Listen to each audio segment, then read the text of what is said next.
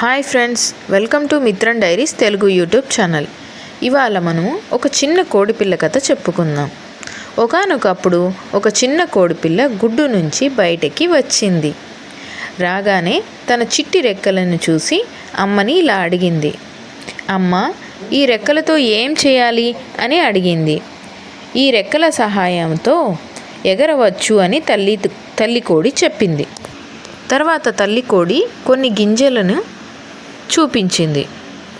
ఆ చిట్టి కోడిపిల్ల, అమ్మ, ఈ గింజలతో ఏం చేయాలి అని అడిగింది. వీటితో తినాలి, తింటే నీకు ఆకలి వెయ్యదు అని తల్లి కోడి చెప్పింది. ఇంతలో మరికొన్ని కోడిపిల్లలు వచ్చాయి. అమ్మ, ఇప్పుడు ఏం చేయాలి నేను అని అడిగింది చిన్న కోడిపిల్ల. వీటితో కలిసి ఆడుకోవాలి అని చెప్పింది తల్లి కోడి.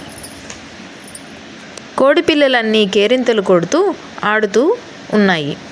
ఇంతలో తల్లి కోడి ఎక్కడికో బయటికి వెళ్ళింది. అక్కడికి ఒక చిన్న పిల్లి వచ్చింది. పిల్లిని చూడగానే అన్ని కోడిపిల్లలు భయపడి పారిపోయాయి.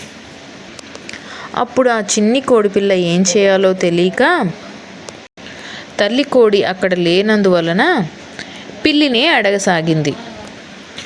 పిల్లి, నిన్ను చూడగానే ఏం చేయాలి అని అడిగింది కోడిపిల్ల.